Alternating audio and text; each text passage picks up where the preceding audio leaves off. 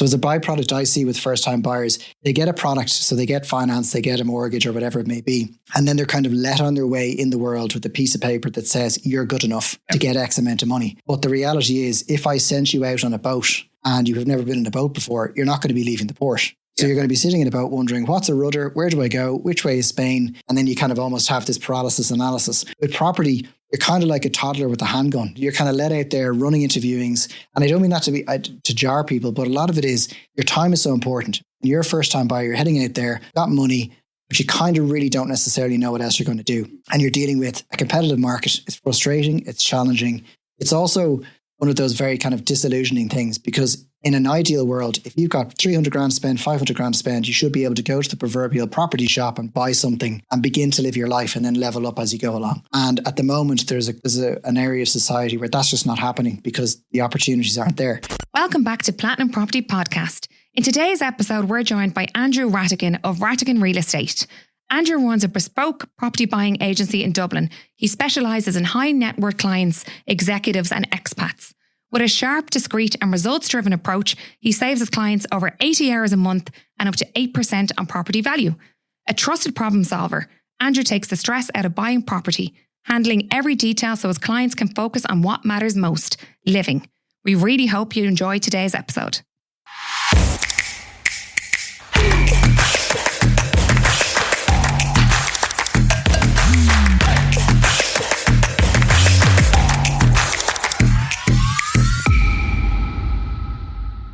Okay, legends, welcome back. And this week we have a great guest in studio with us. Andrew, thanks a million for coming into the studio. I'm going to give a quick rundown of Andrew and what he does, and then we're going to have a fantastic podcast with plenty of notes. So take as many notes you can down. As you know yourself, re-listen into this one. And don't forget to connect with us as well. Okay, so what we try and do in this podcast is try and take as much value as we can out of it and give us as much back into our clients and our listeners. So give us a little bit of a rundown of what you do and maybe a little bit of your past life as well. Yeah, no problem at all. So great to be here, first of all. Super setup. So essentially, I started originally in property agency nearly 10 years ago and thoroughly enjoyed it. That's what general estate agency is. But I think what I noticed the most about property was working with people. And I originally studied psychology in college. And I think at play throughout my life, psychology and people always played a role in what I did. So I could have been selling cars. I could have been cleaning in a hospital. The common thread was that kind of problem solving element. And when COVID hit, I noticed an opportunity to set up my own agency with a difference. So I really tried to start off leading with myself, authentically, not trying to take a template of what works for estate agency. And I noticed there was a real yearning for people to be guided through their property journey. So I started off as a generalist, lettings, sales, everything else. But then as we progressed, I began to see a model where buying became far more centric to how I like to do things and the type of people I work with. So as I built it out, I just had more people be referred to me, essentially asking for guidance, giving me a muddle of issues that they might have in their lives, putting it all on the table and then kind of pushing it to me and saying, can you help? And I think in property, a lot of the time people assume it's very transactional. So I tried to do away with the transactional idea and turned it into more of a consultative advisory capacity. And then I just continued to build it. And the more I built it, the more I realized I was leaning into how I do things. I was leaning into how I work with people. 90% of it isn't property. It's usually the people. Yeah. Because everyone has a story. And once you understand that, you can then deliver on the property side. And I've just continued to double down on that basis ever since. Good stuff. So it's a real unique business. I don't see too many of them people specialising in what you do around Dublin. And, for myself as well, when I'm going in to buy a property, especially when you see a group of people that's going in to buy and they really don't have a clue what they're buying. I think what you're doing is you're giving, a specialised person, the comfort of buying and obviously having your trusted advisor beside you, that you can look at a property and say, okay, this is a good property and it does meet your needs. How do you feel about first-time buyers when you see them queuing up, heading into properties and looking? What do you feel that they're buying? Like, are they buying completely blank? Do you think any of them are like slightly educated at what they're buying? I think that if we look at it very simply from the point of view of supply, like we all know the property market is kind of broken and it has been for a long time. You don't have the level of units being built each year. And in the short term, it's very easy to overlook the knock-on effect. But as we keep doing that, like type keeps moving on, kids grow up into adults and those adults need somewhere to live. So as a byproduct I see with first-time buyers, they get a product, so they get finance, they get a mortgage or whatever it may be. And then they're kind of let on their way in the world with a piece of paper that says you're good enough to get X amount of money. But the reality is, if I sent you out on a boat and you have never been in a boat before, you're not going to be leaving the port. So you're going to be sitting in a boat wondering, what's a rudder? Where do I go? Which way is Spain? And then you kind of almost have this paralysis analysis. With property, you're kind of like a toddler with a handgun. You're kind of let out there running into viewings. And I don't mean that to jar people, but a lot of it is your time is so important. You're a first time buyer, you're heading out there, you've got money, but you kind of really don't necessarily know what else you're going to do. And you're dealing with a competitive market. It's frustrating. It's challenging. It's also one of those very kind of disillusioning things, because in an ideal world, if you've got 300 grand to spend, 500 grand to spend, you should be able to go to the proverbial property shop and buy something and begin to live your life and then level up as you go along. And at the moment, there's an area of society where that's just not happening because the opportunities aren't there. But what happens is people then get desperate. So they then start to think that being busy for the sake of busyness sake is what's going to get the results. So they'll go to viewings for the sake of it. They'll bring loads of people. They might send other people to other viewings. And then they start to interact in a way that if you put it in any other setting, it would be crazy. So it'd be like having a board meeting and someone suddenly jumps on the desk and starts like shouting. Yeah. That's disorder. Yeah. And what happens with property is people try to do the best they can with the knowledge they have. But then if there's 50,000 of them in a certain area, that's going to be nothing but pressure. It's going to be nothing but disappointment. And then also that has a knock-on effect on people's general rhetoric. They don't like agents. They don't like the market. Yeah. Frustrating. And with agents that you see as well, and especially for us, if we're looking in at the property market, and, you know, I have to be careful how I say this as well, because when I'm selling a property, of course I want to see a lot of people, but for someone coming to a viewing to either rent a property or to buy a property, it has to be straight away confusing for them. Because number one, they've probably never bought a property ever before, especially if they're first time buyers. But they're going into a property and there's so many different things that could be wrong, and it could cost an awful lot of money to fix. And then all of a sudden they're looking behind them and they can see that the agent has brought maybe 25 to 30 people queuing outside. So naturally they're thinking straight away, we want to get the biggest. I mean, as all we seem to hear is everything's going through the roof. And, you know, is there a different way we could change the property world where people aren't, 25 to 30 viewings? I seen a viewing the other day by a good agent, but there was like a queue literally going around the corner. Is that the right way of doing the property market, or do you feel that there's a different way agents could change that? It's interesting because I had a great conversation with an agent on the weekend. Really great guy, has been in the business a long time. And he was saying the much more controlled quality style of approach was actually during COVID. You had to send in your approval. Viewings were booked. So you could have 5 or 6 people go to a viewing, knew they were approved. They communicated you the same way. They were coming to a viewing, and if they made a bid, you kind of had a better line of sight. And obviously that was a very quirky, unusual, scary period of time in everyone's lives. It was a real unknown. 1 minute the world was ending. Next minute the world was okay, all things considered, and property went up in terms of value. But when you look at what happens with any agent, it's still a very archaic system because you're relying on one person. You're giving them 10 or 20 sets of keys.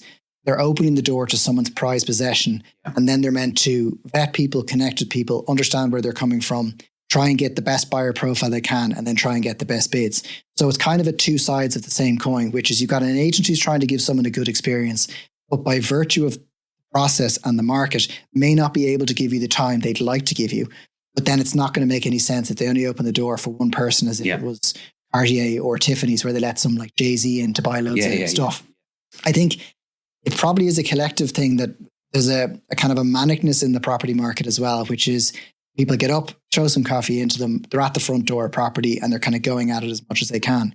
But people tend not to have a system as to how they do things. So one person might go in, take notes and follow up saying, I viewed the property today, I've got 5 questions, whatever else it might be. They might bring the kids, they might bring family members. So the challenge for an agent is when you have 70 people in a house, like I was at a viewing at the weekend, 60 people at it, and 58 of them were wasting their time. And I was sitting outside, I didn't even need to go in and look because I knew what was going to happen. And I think the challenge for people is they do the best they can with what they think works, but they don't really pause and kind of say, well, I'm washing my car with a scouring pad and it's not cleaning it, it's just scraping it. Maybe I should think of doing something different. But we're all a product of our environment. So what's happening now, Property's busy, not enough properties to go around. People are doing the best they can with what they've got. And what sometimes works for some people, sometimes work, and it'll do not hurt someone else. Yeah, I was talking to a friend of mine the other day, which runs an agency as well. And he was like, Paul, on our CRM system, we've got like 1,027 pre-approved people with no stock. And I think the stock issue is definitely going to cause havoc out there. And that's probably what's causing people to run in. They just want to get there. They know their AIP is going to go out of, it's like a ticking time bomb. We want. But also what we see as well is when someone is going in to buy a property, well, if the property starts at, and we'll go into the bidding platform now in a minute, because I think a lot of agents are changing that way. But if someone's going in to buy a property, if the property, if a realistic price in the property is 450,000, and this bidding war starts, which is very, very frustrating for anyone buying, and can really, really push them to try and grab money here and here. Well, if the price goes up to just under 500, they're scrambling trying to make up the difference. The valuer goes back into the property and realizes that the property max is worth 450, but all of a sudden it's gone up 500. There's a bit of an issue here with the valuers from the bank and obviously the AIP, and you get people then that potentially property deals will collapse. What do you see as solution to fixing this type of stress that can happen in there? The really simple, as a crow flies answer, is just let builders build, because then that'll release the units for people to actually be buy. But I suppose at the moment that's not going to happen. Ironically, it's going to take time. But so if we take it the market as it stands for now, I think there's a couple of things that people could really do, which is I try and equate it to a car, because sometimes it's an easier process to kind of work in your head. So if I gave you 30 grand to go and buy a car, you're not going to go to the Ferrari showroom and him and haw over trying to get X, Y, Z. Or if you go in somewhere, you got 30 grand and there's a section that's kind of 50 grand plus, you're not going to try and make it work. 50 grand. You're going to maybe try and make it work for 35. You might have a cutoff or something that has all the trimmings. But when you look at houses, I think you have to imagine that you're working with an imperfect system. So what's fair isn't necessarily what's going to fix it either or make it easier for you. But if you work within the parameters of how you do things, but if you have a certain budget, when you're working with online bidding platforms, it tends to be like eBay. So you're kind of creating this feeding frenzy. People, like you said, they kind of like to tick the button where they kind of bid and they kind of get caught up in the process. But if you get really clear on what it is you want to have, I find that have to have versus nice to have as part of your checklist keeps you really honest. Yeah. And when I meet people, they could spend time looking at 30% of properties that are in no way suitable for them. But it's kind of like dating. They're getting out there going, well, maybe it'll be okay. I say to people, if I gave it to you now for free, would you take it? Oh, no, that's your answer. So you could have people that are bidding on stuff that doesn't matter or feeling like they're missing out on a property. But if my budget was, say, 450 grand, if you're not super clear on your parameters of what you want, you have to be willing to be clear on what you want. And if something goes beyond for whatever reason, step away and keep looking. I think a lot of people spend a lot of energy and time kind of mourning this loss, and they kind of tire themselves twice rather than kind of going, look, the market's a mess. I've seen the same people at all these viewings. Here's someone whose mum and dad have given them 50 grand. More power to them if they're going to do it, but I'm not going to waste time. I'm going to keep looking and get back at it. So fixing it can't really, but what happens is you have people who don't know what they're doing a lot of the time. They do the best they can with that. And again, if they're after being, for all of us that have, I do a lot of heavily investing in the buy-to-let space. So I know the pressures of getting a mortgage. And it's really, really difficult to get over the line. Things have changed an awful lot. Usually, yeah. Blood sample and a list of your fears. Yeah, exactly. So they're probably feeling all them stresses. And then when they go to buy the property, they're just like, I'll throw everything in there. So a lot of agents now are heading on to the online bidding platform. Now, is it taken from an agent? Isn't it taken? Is the personal touch gone? Is people bidding when they maybe shouldn't be, bidding? Is stuff checked correctly? I don't know. Of course, it's great if you're selling a property, but for the person that's buying a property, the trends that I see, because you can log in and you can look at bids on certain platforms and agents that are doing it, sort of hits Friday. Not too much happens. There might be a bid of 400 on the property. Sort of Friday afternoon goes up a little bit. Friday night, a couple more clicks. Saturday night, sitting on the sofa, they're starting to talk about how life would look if they owned the property. Another couple of clicks come in. Then all of a sudden it hits Sunday night. The love zone kicks in and these bids start to come in again. And especially if there's a deadline put in the way of that bid. So if they know that property's coming to an end on Sunday night at 8 o'clock, all of a sudden you see this big avalanche of bids coming in and they're not going up by 1,000. This is where you're seeing properties going from all of the 400 mark to 500, which is a big gap, it's 20% up. What's your opinion on the bidding platforms with an agency? Do you think it's a good idea? Do you think it's a bad idea? Do you think not all agents are using it, but I think definitely some of them using it. The best way to describe it to you is that it's kind of a problem of its own making, because two things I look at property. Property is very, very unique, very personal. So as an agent, you may never meet me until you need to sell a property. And then I'm suddenly in your personal space. And there's a reason why I'm saying this. So you're letting me into your personal zone, which is, I see how you live. I see how messy you are. You may look the part when you're out in the boardroom, but you mightn't live the same way. And that's okay. Everyone's different. But what happens then when you bring in a bidding platform is, in the short term, you're making an agent's life a little bit easier because someone has to go onto a portal. They have to register, show their proof of funds, and then they click the button. And then the figures come in and an agent can have a good system to log it. Yeah. That's the first thing. So we have to acknowledge the advantages of tech. And that allows people to have that eBay mentality where they can check into it, log on, they can see the most up-to-date bid. If nothing's happened, they can touch base, whatever it may be. And let's look at the interpersonal piece, which is an agent who can guide you based on what people are doing. Because I say, like sales in Ireland, as you well know, nothing is binding. It's a glorified handshake. Yeah. And what happens when you're working with people is, just because I give you more money doesn't mean I'm a better buyer, doesn't mean I'm going to produce the goods. And it doesn't stop me from bidding on 14 other properties at the exact same time. Yeah, absolutely. So what happens with an agent is, it's not a judgmental thing, but it's a human condition that if I meet an agent at a house and I see an agent is tired, fed up, annoyed, maybe there's a way to have a conversation where I make them feel a little bit better. Listen, thanks a minute for your time. Really appreciate you opening the door. That's rapport. Yeah. Then when it comes to bidding, an agent will then have a line of sight. If I sent an email in and I ring you and I say, hi, Paul, thanks a minute for showing me 123 Main Street. Look, I told you before I'm fully approved, but email's there and I'm going to put in a bid of 450. Keep me posted. You then have a kind of a thing of, right, I met Andrew, good rapport, good communicator, told me where he's at and he put his money where his mouth is. There's some element of standing by them. And in property, the sales agent is the only person who sees everybody. Yeah. People forget this because I've had it where a seller would say to me, I know your man's doing such and such. And I'm like, his granny died. And I know that because he rang me in tears saying he's sorry for not sending on such and such. Yeah. So when you think of the bidding platform, tech, yeah, quick, yeah, looks cool, yeah, but you've no context and you don't understand who's bidding and what's really behind it. And I think for an agent, you've got someone who's very busy. It's a very logistical game where you've got keys, you've got to drive. It's like live theatre. You're opening the front door to houses that you don't live in and you're dealing with all that live theatre feel to it. And then you're meant to somehow figure out what the bidding is on one side. Yeah. So when it comes to online platforms, it's a delicate dance because it's 24 hours. You can log a bid at your own leisure. The difficulty for an agent is you can't set your watch by who you've spoken with. So if you sit down with the seller and you kind of go, look, someone has come out of nowhere and they've made 3 bids of 15 grand a pop. I couldn't, if they were in a lineup, I couldn't tell you who they were. As in, like, I have no idea where they were coming from kind of thing. As opposed to, there's someone, they told me they were going to come. They were early. They sent me an email to say thanks. And they came to a follow-up viewing and they bid accordingly. So it'll suit some people and it won't suit others. But the thing I think that agents are going to be challenged on is their skill set, which is that buyer profile and being that communicator amongst everything. Which is really, really important because if we're selling, the very first question I will ask is, and we'd use like Sherry Fitz or whoever. The very first thing I will ask is, well, we've got you a fantastic number. Great, that's their job. They've done a fantastic job. But I'm asking straight away, tell me about them buyers.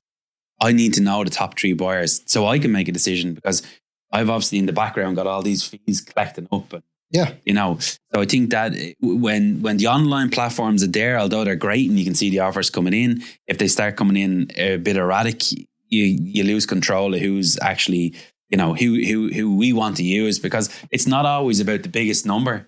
Biggest number might be able to commit in the deal.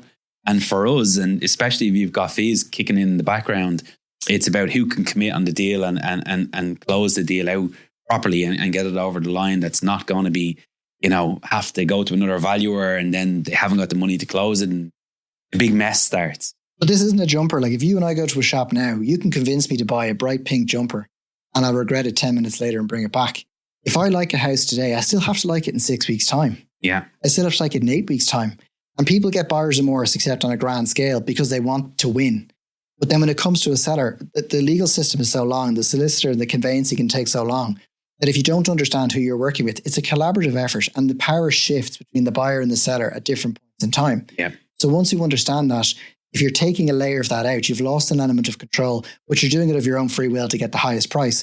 That'll work in auctions. Yeah. Where you've got someone who's got a few quid, they don't mind taking on title that might be a bit messy, and they know what they're buying. But if you're dealing with someone who's kind of going all in today, fingers crossed, they've sold the microwave, they're selling the car, in 8 weeks' time, when reality hits in, they still don't have the keys. They still have to want it. They still have to make it work. And if another property comes up and they have a wandering eye, do you want that either? Yeah. Like, that's all part of it. This has happened a few times too, which is very frustrating. In your opinion, what would be the most frustrating? We're going to get into what Andrew Radigan really, really does on a daily basis now in a few minutes. But just on the property market again, what is the most frustrating thing you see in a transaction from buyer or seller? It's still so personality based. Yeah. Everyone you meet, you have to have a very upfront conversation about this is what's expected from you. And I think when I work with people, it's not just a case of you're paying me and you're always right. It's like, you're expected to do this, you're expected to do that. We're not going sale agreed on multiple properties. And then with sellers, it's the same thing. Like, what are you doing? Where are you going? What are you going to do? You're going to want it for the highest price, and it's a numbers game. It is what it is. And I think the difficulty with legals is it's so situation based. Like, I know solicitors, and a couple in particular, that are absolutely unbelievable. Yep. They pick up the phone to tell you they're going to send you something. They pick up the phone to say, just so you know, I haven't heard anything. And I've had solicitors also, when I introduce myself, that will send me a letter from the 1800s that'll say, "Dear Andrew, heretofore such and such, please do not contact me unless you're..." And I'm kind of thinking, there are some amazing people in every industry, but I think the difficulty is that when it comes to the legals, if it's so situation based, you're going to get one person that may not get the best experience. But I've had deals that have nearly fallen apart because of ego. Yeah. And if I was in Australia, that would have been signed and done in the space of a day. Yeah. And that's it. That's the biggest challenge. Even the UK, I think, is moving much more quicker than we are. The conveyancing side of things, you think it's the legals not wanting that to move quicker? Or do you think it's because there's a lot of stuff happening in court that they may be working on court cases and then coming back to, the property transaction, then maybe towards the end of the week for cash flow? What do you think it is that would be not making, because we all need to get paid. And I mean, nobody gets paid until the transaction is complete. I'm sure you guys are probably the same, but I mean, like sometimes when you're in a property transaction, you're like, hey, can we just get this piece finished and this piece finished? Then we can all get some funds flowing. Yeah. Is there something in there that you think that holds up transaction for a certain reason? Or is it just that everyone in different practices are extremely busy? I think it like everything, I'm never a believer in blaming anybody, but I think when you look at the market in general as a whole, the way we still do, when you think of, land direct, registering land, like that's obviously historic that it's happened in the last number of years. It's still not there just yet. And you still have land that hasn't been registered. When you're buying something, you can't always get a real example of what the folio is like with rights of Wales. You've got people that are trying to deal with historic challenges when it comes to property. But I also think you've got a systemic thing in property, which is, in Ireland, it's not always been as cut and dried. It's like, America, we've like a 30-day closing, no contingency. Yeah. In Australia, you can have it signed and agreed upon in the same day kind of thing. So I think the challenge, it's probably a historic thing, which is that's not what's been done. This is what we've always done. I also think there's an element of the changing of the guard, that you're going to have an older cohort of solicitors that have had very successful practices for a long time, and they're now transitioning, and either the legacy piece is coming in, so you're going to have people that are coming in trying to streamline the process, or people who maybe want to say, look, I want to get X more deals done each year, or else I might move into a more area. But I think historically, look, and there's also the underlying Irish thing of it'll be grand. If the piano falls in your head, if you can wiggle your finger, you'll be grand. So it's kind of that mixture of that as well. We are delighted to announce that this podcast is sponsored by Platinum Ventures. Platinum Ventures, we buy houses fast. Hi Dublin homeowners, are you struggling to sell your property fast in the open market? Or maybe that deal has collapsed? Okay, if you're facing this type of a problem, we have the perfect solution for you.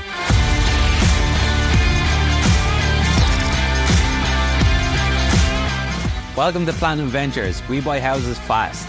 Any property, any condition. We close out them deals within 28 days.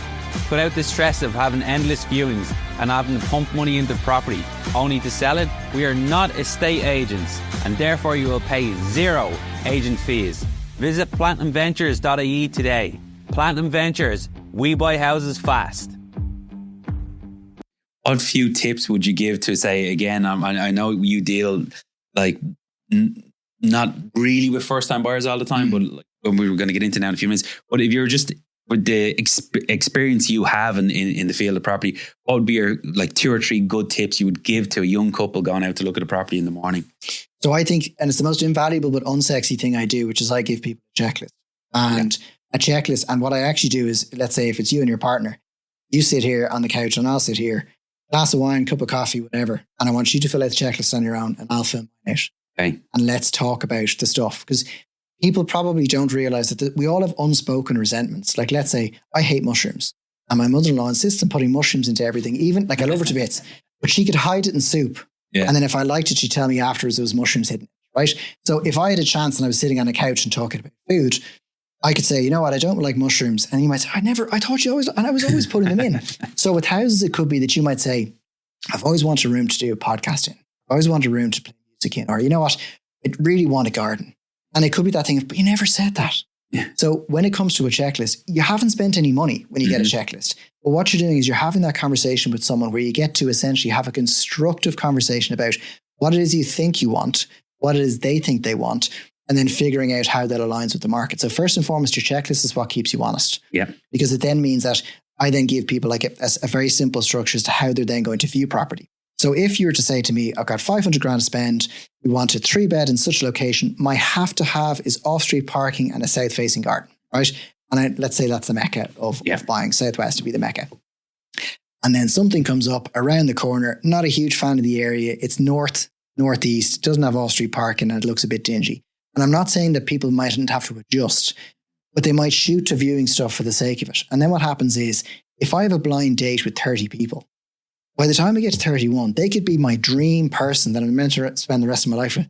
I'm knackered. Yeah. I've lost all faith in humanity. I've run out of small talk and I'm wondering what's going to happen next and who's going to pay for the bill. So if you're looking, checklist is first and foremost, because that means you get to have something to core as you're at your core to revert back to. The second thing is when you're going to viewings, don't do any more than 3 viewings on a Saturday if you're going to go to viewings. Again, like speed dating. If I asked you what the color of the first front door was, will you remember it? Probably not. And when you're bringing people, it's not an entourage. Like you're not Brad Pitt. Don't bring your mum, your dad, your sister, your cousin, your brother. Okay. And what I would always say to people is, if you're bringing someone, they want to drive value for you. If you don't tell them what they want, they will tell you what they think you want. Yeah. So if I'm bringing Paul to a viewing on a Saturday, I'm going to have a coffee with you before. I'm paying because I'm bringing you to the viewing. And the point of it is I'm going to say, listen, Paul, don't come to me during the viewing. I want you to look around and look for the stuff you might think I miss. Make a note and we'll have a debrief afterwards. Yeah. And then it means I get to look, ask questions, reflect, take it in. And then afterwards, you might see 3 cracks that I didn't realize or notice that the neighbors have an illegal dog fighting ring. In the next house you didn't notice. That's the second thing. And then thirdly, have your cut off. So it's not always pretty, not always nice, but when it comes to your budget, have a specific cut off. Don't suddenly start trying to tap people for 10 or 15 grand in the hopes of making it work on this particular basis. If you're going to increase your budget, have a real think about what that means. Have a real think about what that means with those you're interacting with and getting it, family and friends, and only have one person communicate as part of that bidding.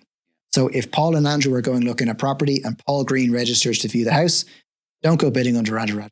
Yeah. Keep it clear cut. And when you imagine, you have to meet people where they're at. So you're meeting an estate agent who is busy. He meets 150 people a week. She meets 150, 200 people a week. They're trying to build rapport. They're trying to drive value. They're trying to help and they're trying to profile you. Make it as easy as you got to be mine. Again, then, so let's say that we go out and we look at a property. We love it. Mm-hmm. You're a first time buyer. You're a first time investor. I'm sure you deal with a lot of them as well. Mm-hmm. How do you manage the expectations? If, okay, we find the property we love. We love this one. Mm-hmm. And you just buy it. I want this. This is the one I want. Mm-hmm. How do you balance that to say, okay, well, look, you are buying a property. It's not turnkey. Mm-hmm. We're not back in the era of, €100 per hour or per day for the tradesman. Everything will be grand. We'll get the roof done. How do you balance that expectation with your clients now? Do you, or maybe even a bit of advice on it for someone that may be looking to think, Uncle Mick will insulate that wall from me. How do you value that? fixed on the property, which can be so difficult because I know the expense that comes with these. I think the two ways of looking at it are, everything is always both sides. And I always say to everybody, it's like if you buy a new house. A new house is turnkey, needs nothing, it's A-rated and everything else. That's great. The other side of an A-rated brand new house is you're usually very limited by space. Most of the time you can't extend unless it's a unique property. And in the summertime, you're going to be putting fans in every room. So I have an A-rated house. In summertime, the money I save in the winter on the heating bills gets turned into Dyson, where I try and keep the rooms cool. When you're looking at upgrading, I always say to anybody, it's not about being pessimistic, but assume something will cost more and work your way back and then get a nice surprise. So like you said, it's not going to be a case of, but this room's a little bit drafty. Mick's going to put in some insulation. He found it at the back of a truck. It only cost him 18 square foot. And he said he can do it next Saturday. Work on the assumption that costs are going to go 30% up. You're not going to find someone for 6 weeks. And then it's going to cost you X. So the two things I say to people are, you have to steel your nerves when it comes to assessing what you want to do. Take love out of the equation. You can really enjoy something. You're by no means done until I get you the keys. Yeah. Because you have to be very, very mindful of your emotions, because your emotions are going to tire you twice if you start imagining yourself in it, buying stuff in a house that you don't own yet, and you're like glossing over the fact that you just sucked into this thing already. Hasn't been done, and there's a hole in the roof. So I would say to anyone, pessimism gets a bad rap, but controlled pessimism works well when you're actually thinking.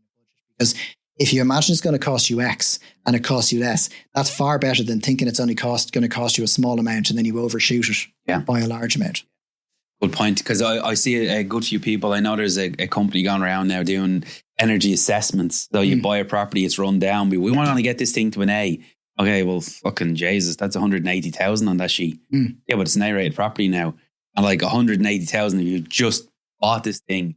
I don't know about yourself, but I mean, even to save 10 or 15,000, it's a lot of money. Huge. So to invest this thing in after you've bought it, could cripple you. So I think there needs to be some work done on the construction side of things, especially when you're buying a property, to understand that, okay, this rewire is 15,000. It's not, you can't put it on a credit card. It's going to cost you deeply. And I'd say I'd imagine for your clients, you're spreading all this stuff out and you're showing them exactly. You have to. I think it's also like one of the things we forget in Ireland and nowadays is we live in a very throwaway society. So if my phone breaks on the ground, I can go to a local phone place, just buy a new one. Yeah. And I think property, there's two magic things about properties, that if I take all my stuff off my home, I take my pictures off the wall, my home becomes a house. It's just a house.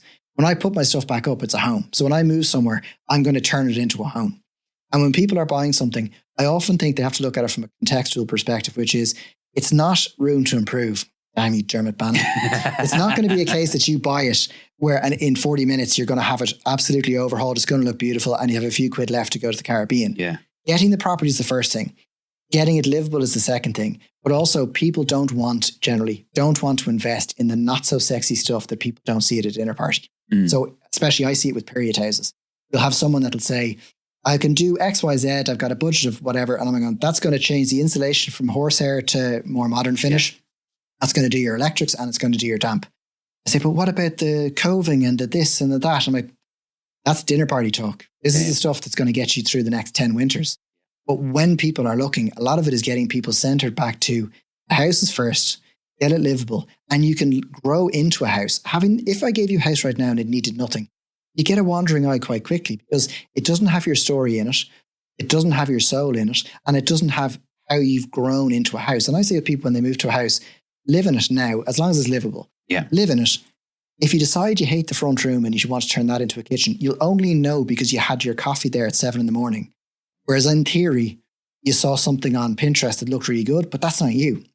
So I think it's aligning budgets with expectations, but also realizing that, like having a classic car, it's always changing. And have fun with it. Absolutely. That's what it's about. Property is, for me, I absolutely love the thing. So, I mean, playing with it and changing it again. We always have this fight with our team to say, I would say, well, we're going to turnkey this property like this.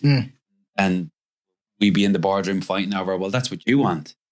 We should give a blank canvas. Like, no, let's do it the way we want it. We're like, well, no, blank canvas, let them do what they want with it. Yeah. With Pinterest and having a bit of fun with it. All right, great stuff. What I'm trying to think about here now, and it always comes up in the training company, and before we get into Radigan Real Estate, really deeply of what you actually do, you probably get this, and it's probably on at the top of your mind, especially. I always use the assumption that we're in a market at the moment, and if we take a balloon and we blow the balloon, we're always gauging, especially before you sign a check for an investment, buying your first buy-to-let, your first family home, of blowing the balloon out. And we know naturally if we keep blowing that balloon, boom, it'll burst. Mm-hmm. Where do you think we are with that balloon, your level of expertise? Do you think we're out here with the balloon? Do you think there's plenty more blown to go into the balloon? Or do you think, is there talk even of a crash coming? Or it's always on the agenda here. Everyone always says, yeah, well, property is great, but you remember the old bad crash there that happened in 2008? What's your thoughts on that? And we'd have a debate about it. Do you feel that we're near anything? Do you think we're a million miles away from it? What's your thoughts? I think two things is, first thing, the Irish love a good failure story. So like we kind of keep remembering the past. It's like, do you remember when? Like things are going well, but do you remember when? And there's people's lives that are ruined by it. And I absolutely know that there's people that are obviously, they've built themselves back up again. And that's part of life. There's a cycle to property and development and everything else and the way the market goes. No one has a crystal ball. I think all you can go off is what's happening at the moment. We don't have supply. This crisis or this boom, for whatever word you want to use, is not driven by credit. It's not driven by companies that are getting, or people that are getting crazy amounts of money to be able to leverage and then buy stuff willy-nilly. Like in the old days, you could have a plumber that was in the pub and they wrote a business plan on the back of a mat, and then for all intents and purposes, they got 20 million and they were a developer overnight. Now it's been driven by lack of supply. You've got a very international market. Like we have people that are making Ireland their home. And I think one of the things when you look at Ireland is we're not localized anymore. So the old way of looking at things in Ireland was, if you're on the island of Ireland, you were able to have an opportunity to bid, buy and live in this country of ours. But now, which is a positive spin on the way things are as well, is people are seeing Ireland as a phenomenal opportunity from a lifestyle perspective. And we overlook that because there's a lot of things happening in the world. And this country of ours actually punches above its weight when the weather's somewhat decent. Yeah. Okay. But when I'm looking at the unknown, I'm looking at, like, at the moment, units, like, I mean, you see Cairn and Glenveigh, like they're trying to build as much as they can. You've got a lot of developers who want to get stuff done. I know a lot of developers that have sites that are sitting in courts and they're kind of losing faith because they want to get on with it. They're excited to build lives for people, because a lot of what drives these builders and developers is the story of giving someone a home. People like to think that it's just, finding a field, turning it over, adding 11 zeros and waiting for the public to come. Yeah. But there's a tremendous amount of risk in it. And when you think of the market as it stands, it's continuing to move along because, like, as best it can with what it's got, because there is nothing else to do. So when you think of lenders, you'll have people that may have over leveraged or may have refinanced in certain ways. That's going to have a different knock-on effect from personal circumstances as opposed to the general public.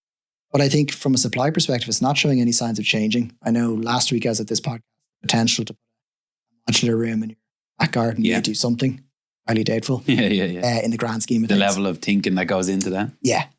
But at the moment, no one has a crystal ball. And I also think one of the things to remember is, if I was to say to you now and you're a first time buyer, listen, Paul, the market's a bit wishy-washy. You don't know what's going to happen. It's growing quite a bit.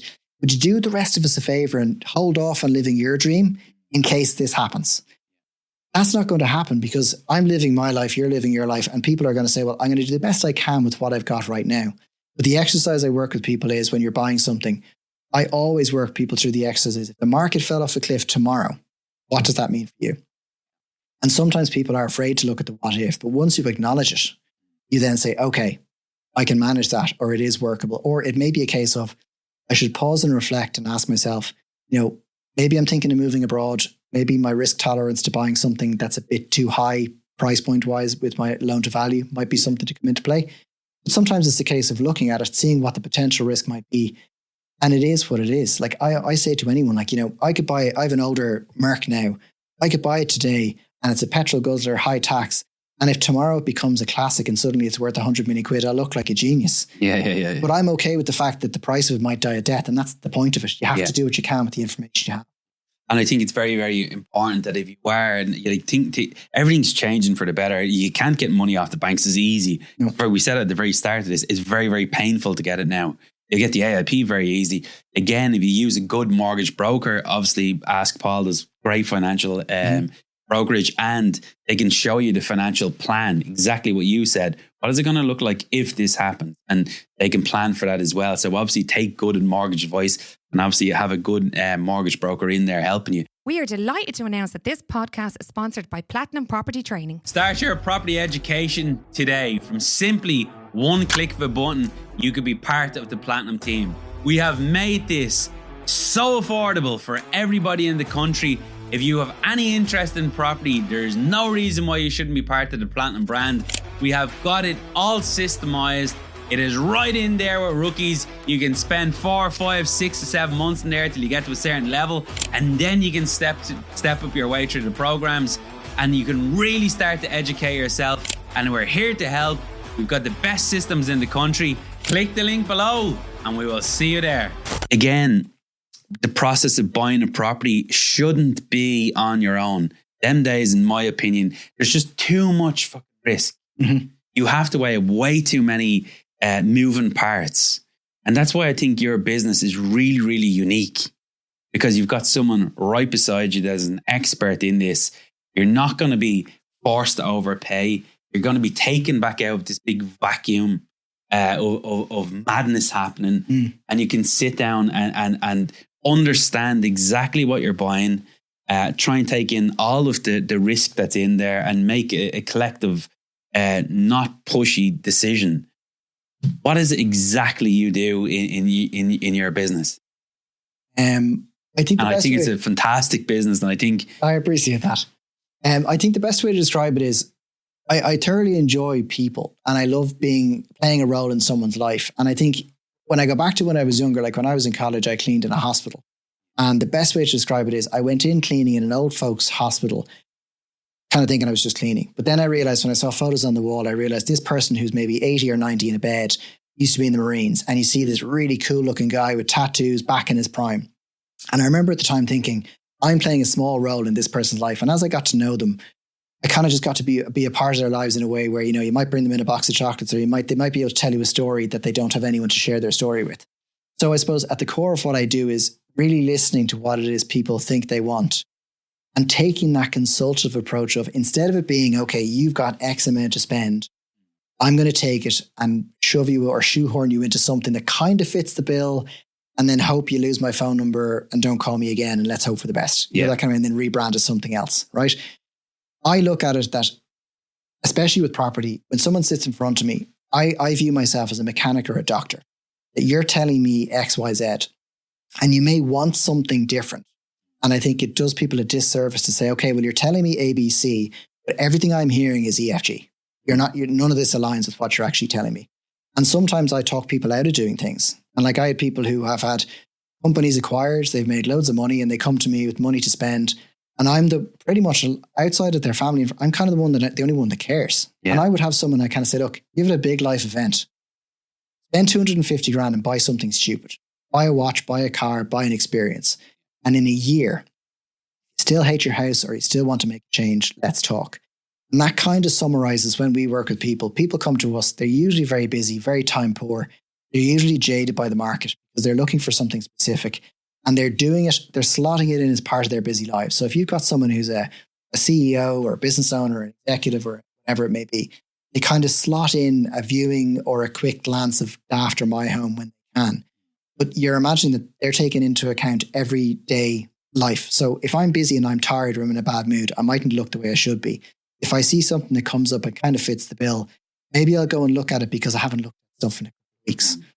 But if I was an assassin and I've got someone that I've got to hit, I'm not going to go, I'm going to go for everyone. It's like, wait, bide your time, focus, and refocus on what your goals are. So when people come to me, a lot of the time they're quite skeptical because, you know, property market, everything's on Taft and everything's on My Home. Yeah. And I know a fella who knows a fella and they're thinking of doing this and what is it you can do? But I think it's that advisory piece, which is someone comes to me with a muddled idea of what and I say to every single person I know, it's what they think they want. And it's not what they actually need. So what I do is I say, okay, you're telling me these things. This is what's happening now. And this is what's on the market, or what's the potential is. And it could be an example of, let's say I had someone who was downsizing and they were buying a big house. And as an agent, you're kind of thinking, oh, the more they spend, the more my fee is and X, Y, Z. But the way I structure things, it's a case of, okay, you're telling me you want a big house. Tell me about your life. Well, we've got 3 grown kids and we do X, Y, Z. I'm like, okay, back to the 3 grown kids. Where are they? Oh, one's in such and such, the other one's, and they're all abroad. And basically after 45 minutes, I realized that these two people need a 2-bedroom apartment so they can enjoy visiting the rest of their family, as opposed to building a museum that they hope someone's going to visit next year. Yeah, yeah. And they haven't come in a decade. So summarizing that, I'm saying to them, you think you want this, you're telling me this, you're showing me that, and then we slot the market in as a byproduct of that. So your clients would be really, really intense, high professional people, maybe professional people that don't want to be seen at a viewing, maybe with a mixture. Might be football, or I don't know. Yeah, we've surgeons, we've had like sports people, musicians, we've surgeons, doctors. You get some lawyers and stuff as well, but a lot of it is that you've got people that, two things. If someone's famous or someone is high powered, they're used to telling them yes. Yeah. And I think we said in our preamble to this that I can see people for who they are. And what I thoroughly enjoy is I can acknowledge your success, but I still know we're all flawed. So I don't get taken in by a watch, a car, or a title. Sometimes people just need someone to look them in the eye and really from a place of kindness kind of go, you okay? What's in your mind? What are you thinking? So when we meet people, they have a lot going on. And what we want to do is give them a space to throw it all on the table. Two things. It doesn't go anywhere because I don't share my business. Yeah. And secondly, it means that I can give an objective view without having an ego in it. So if you have a family member that says, you should buy the house up the street, it's lovely. No, I'm not going to buy that. They get their nose out of joint. I'm saying, Paul, you're telling me this. These are all the moving parts. This is what I see at the moment. If you want to pick up what I'm putting down, great. If you don't, happy days. And when you then agree the parameters of what they want, we then do everything. So they're building a business, they're building a career, they're traveling for work, whatever they're doing, we're doing everything. So last week we viewed 11 properties for a client while they were still working. And at the end of the week, they got 11 properties with a full overview of 6 videos and a one sheet as to why they shouldn't buy any of them. Okay. Which obviously would start, I can only assume, and again, I'm only assuming that if my wife got involved here, maybe I wanted something, she wanted something, you give back the review, we're like, Andrew's mad, like, why are we listening to this, man? How do you deal with them expectations of, people in really busy lives? They have to put a lot of trust into you, obviously. Completely, but you have to call it out. I think the reason why I do what I do is, if I meet you and your wife, I'm profiling both of you. What I'm doing is I'm listening to when she says, let's say she wants to go on holidays and you squirm. Yeah. Instead of glossing over it and hoping that we don't talk about it again, I kind of go, I notice you seem a bit uncomfortable. What's going on? What happens is you get people aligned and you have to give people space. So I get have clients where one of them is very matter of fact. They kind of say, look, I want to spend X, just get on with it. And the other one could be relatively emotional, whatever it may be, or might feel disillusioned by the market. I lead with giving people the opportunity to say, look, everything we say here is between us. But I'm going to do a deep dive on things that you're not telling me about. And I've had people who, and it's like when people are selling, you'll come across it, where at the last hurdle you realize there's a divorce. There's an issue with finances, whatever it may be, that they thought if they didn't say it, nothing's going to happen. So I basically front load all of that. And I'm saying, look, we're going to share everything right now. It goes nowhere. And then that helps me make a better decision, but communicate the right way. Because I will sometimes send people things they will hate so they can both agree that they hate it. Yeah. If you both agree you hate mushrooms, then at least you're both aligned, as opposed to, well, you never told me this and you never told me that. But I do it with a purpose. So then when we find the one that matters, they both agree and they kind of understand the. So again, you now find them something. So I've instructed you to find me a property in Foxrock at this level for 1.2 million. Yeah. This is what I want. I want the garden like this. I want the back. I want a small refurb maybe of 200 grand or 300 grand to take place. You come back with a list of properties. You've gone to the market. You're putting in a massive amount of legwork. You're obviously taking in a massive amount of what they want. You're going nearly shopping for them, bringing them back on the list. What happens at that point? You bring back 5 units. Do you then take them to that view, to that property? No, we do all the assessment for a property first. So a big part of it is we have people that go out and do viewings, and I do it as well because I think it's important to build that rapport with agents as well. Yeah. Is that we do a weekly review of properties. We say, even if it's to include why they shouldn't look at it, we're noticing it so they know we haven't missed anything. Okay. And then we might say, okay, there's 5 properties. We've already booked 3 viewings and this agent's given me the keys to this one so I can actually bring you through tonight if you happen to be around. Private on their own. Yeah. But what we tend to do is we'll do the viewing, we'll do the vetting, and we do the unsexy video of this is what it actually looks like. This is what that sweeping statement is in reality. And I really encourage anyone, don't be afraid to say no. So I say to people, a no is just as good as a yes. So if I'm looking through 8 properties with them and we've viewed 4, tell me, no, you don't like the look of such and such, grand. It's off the list, but we've seen it for you. You haven't had to take time out of your day, not see the kids or not have lunch with the other half or not go to a board meeting. we've done it for you. Because I imagine like really busy people, their time is precious. You know, they only have a certain amount of time to get this particular big thing done. They're putting the trust in you to eliminate all of the bullshit that they don't want to see, hoping that the lump of gold is going to jump out. It's like a surgeon. Like if I think of how an operating room is together, I have a rough idea of a Hames of how you clean this and what you do that. But you get someone who's a surgeon, they'd be horrified by the setup. Yeah. So what I do, it's like, you stick to what you do. Yeah. I do this every day of the week. Let me do what that needs. I report back and I save you the time and the energy. And it means that you're not going through the hassle of trying to learn. Because it's like I was saying with accounts. I don't want to learn accounts. I'd rather give it to someone who does it really well, comes back to me and explains it like I'm a Labrador. Keep it simple. Oh yeah, good stuff. Good. So you now, let's assume that you've done a smashing job. You found me that property, Foxrock. What actually happens then from your point of view? Do you get involved with then starting to bring it to legals? Do you look after that side of things? Do they take over themselves then? It depends. Everyone's appetite for doing the work at certain stages is different. So what we tend to say is that our job is finished at sale agreed, but we're always obviously there. Yeah. But we do get a number of clients who say, look, can you help us until the end? Which is, we'll give a couple of solicitors that we recommend. And we do so based on the type of personality. So you kind of say, look, this person's a great communicator. You need to talk to them for this reason. We do the same with surveys. And then when it comes to the ins and outs of the legal process, sometimes they just need someone to talk them off a ledge. Yeah. So they might say, your man said they're looking for X. I'm like, that's totally normal. That just takes 2 weeks. Don't worry about it. Yeah. So I'm kind of the negotiator in the middle, explaining the realities of what's happening. And I think a lot of the time it actually demystifies the process for people so they don't lose the run of themselves by miscommunicating with someone else. Which is another good point as well. If you're there and you're representing a high net worth individual, you obviously are going to be taken a lot more serious than just 25 people rocking through the door. Yeah. Specifically sent you. So my ears would be like, if I'm selling the thing, sorry, what did Andrew say again? Let's pay attention here because we've got, a high net worth individual, which clients you work with. At that point, negotiation will take place. Mm-hmm. Do you negotiate a good feel that you obviously done your research, what you think of the property, you value your own property, obviously. Mm-hmm.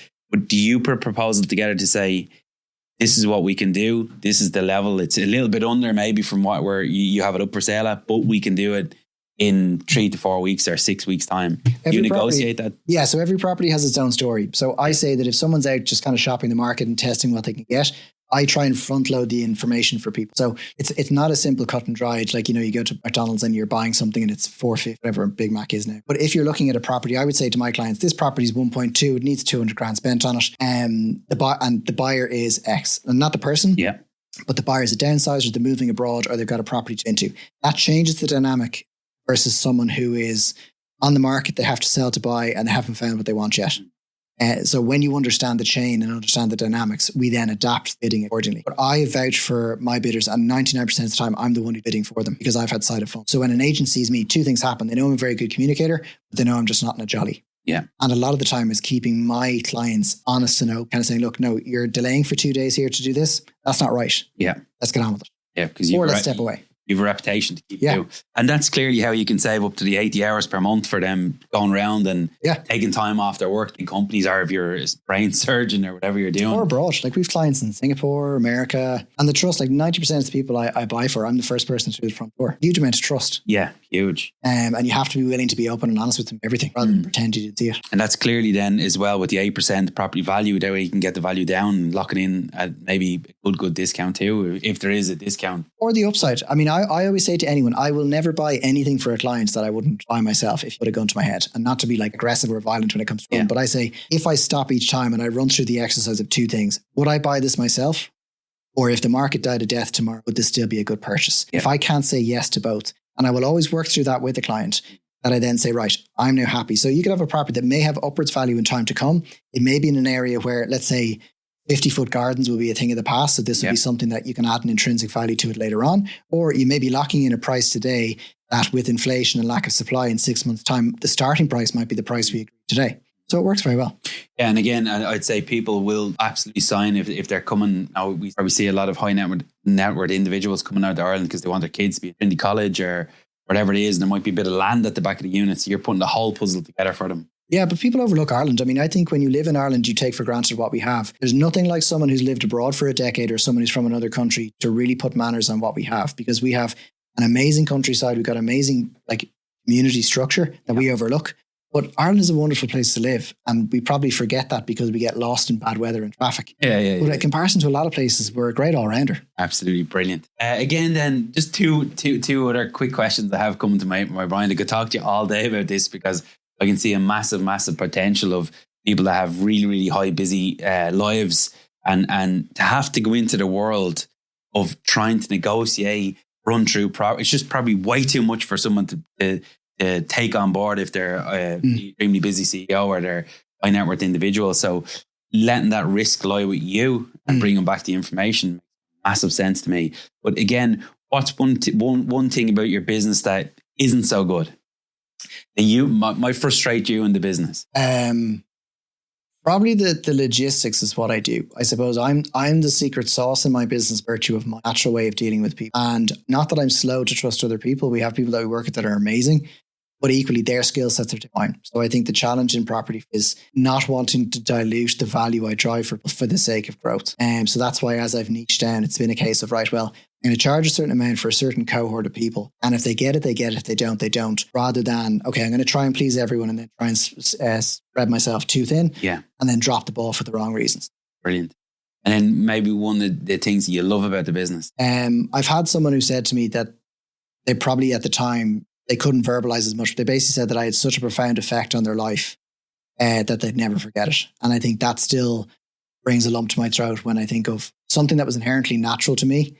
But I understood that, see, I suppose like I'm good in a crisis. So when someone comes to me with a problem, you're never going to get the head tilt and overwhelm. I'm the best person, not that I want to say I move a dead body, but if something happens, I'm the best guy to deal with because I will be clear, calm, in control. And I think I overlooked that as a skill set. So when people come to me and they're a mess, they have a real challenge that they feel they can't overcome, I can deconstruct it, I can deliver it, but I do it in a way where I don't dangle it over their heads.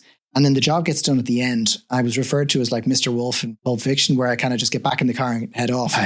And not that I've helped anyone facilitate a murder, but I just do the job, I do it well, and I leave them at it. And I think I probably overlooked that role in people's eyes, but a lot of people seem to like it. Lovely stuff. Well, listen, it's been an absolute pleasure having you in. I know we're going to do a couple more. Congratulations as well. You reached a big milestone in your marriage as well, 11 years married. Yeah, I broke the 10 years. Yeah, I'm just hoping to make it to 11 and a half now. Well done. Any last final thoughts? No, thanks a million for having me. I really appreciate it. I think it's a super location. I love your attitude and your drive and love these conversations. You're an absolute wealth of knowledge. You had me, not many people put me on the spot, but today I think the communication was brilliant. You're definitely a great communicator. And I think your business is going to go through the roof and it's doing really, really well at the moment. Where can people grab you if they want to meet you or if they want to, I'm not going to say grab a coffee because there's no way they should be trying to grab a coffee with you. But if someone wants to reach out with you and maybe feels that's perfect for them, I don't think anyone, I don't know why in the name of God, when I see people pass through a property and have no level of education whatsoever are buying that thing, they need to have some level of education. If someone just wants to pick your brain, is it just only high net worth individuals you work with, or is there any? I'm a big believer in paying it forward. So the two ways I'd say it are, first and foremost, I love to connect with anybody. So if someone wants to connect on LinkedIn, or they want to go onto ore.ie, that's the website. But like I said, I created a free course for people on YouTube. And the idea is that it's someone who may never meet me. And if there's two pieces of it that change their lives, great. And that's something that if someone has a question, I'm always happy to guide. And I'm a connector by heart. So someone might send me a message and say they're lost in this part. I can deconstruct and send them on their way, restoring their faith in humanity. Happy days. Brilliant stuff. Well, with your, if you're okay with it, we wouldn't mind sending that out as a gift to people that are listening, maybe through our DMs or direct mail to, I can get Ozzy and the team to put it out. And it's an absolute piece of value for people going in looking at properties. We also have a newsletter as well, by the way. Every 2 weeks it goes out. So hopefully that'll help. I'll shut the front door. Oh yeah, sorry. We never talked about that. Yeah, there you go. No, you're fine. Absolutely. Yeah, I seen it. Sorry, 2 more minutes and I'm going to let you go. Yeah, you're all right. How did Shut the Front Door come into this, in your podcast? I think when I look at it, I originally did a newsletter where I was trying to be like the independent every single Friday. And I was throwing as much value as I could for people, but it was quite overwhelming because I was putting in gifts, I was putting in articles on property and then trying to cover a topic. And then I just thought, I'm going to keep it super simple. So I'm going to use my personality, which is humor, and then the expertise piece. And I said, with Shut the Front Door, it's kind of a bit of humor, like shutting so-and-so up. And I said, right, I'm going to do a podcast that's 10 minutes. And if it's not me, it's going to be me with someone else discussing one topic. So I call it my one thing. Yeah. And it's only one thing. I set the timer for 10 minutes and whatever we discuss gets put in the newsletter. So it might only be a small paragraph and then a video at the end. But the idea is to make it short, readable and actionable for we're busy. So you don't need War and Peace in your inbox every day. So I just keep it super simple. And if people want topics covered as well, they can send me an email, a list as well for That's brilliant. What we're going to do is we'll send it out to everyone on our mailing list as well so they can grab it. And just to compliment you that as well, as I said to you earlier on, I've probably read about 4 or 5 books in my whole lifetime. I read your LinkedIn. They're so digestible. They're very, very clear to understand. They're really, really easy and they're full of content. So hats off to you on writing posts. The posts are lovely to read. I appreciate that. Yeah. It means a lot. I think you're doing a fantastic job in it. So again, people can grab you on LinkedIn. Yep. The website again? ORE.ie. So or for rat, or for real, E for elephant. Real estate. And then you've got the newsletter every 2 weeks. They exactly. can grab that on... They can get that on LinkedIn, or if they want to email us, we'll send down the link to subscribe. Lovely stuff. Andrew, it's been a pleasure. Thanks a million for filling in the boots today. And hopefully this is the start of probably a lot more of you showing into the HQ. Be delighted. Thanks a million for having me. Thank you very much. Take care. Thanks a million for listening into this podcast. This has absolutely been brilliant for myself. I've taken a lot of notes myself out of it. And for Andrew Radigan, thanks a million for showing in today. And we'll see you at the next one. And a brief thank you to today's sponsors of our podcast, Platinum Property Training and Platinum Ventures. Thank you very much for listening in.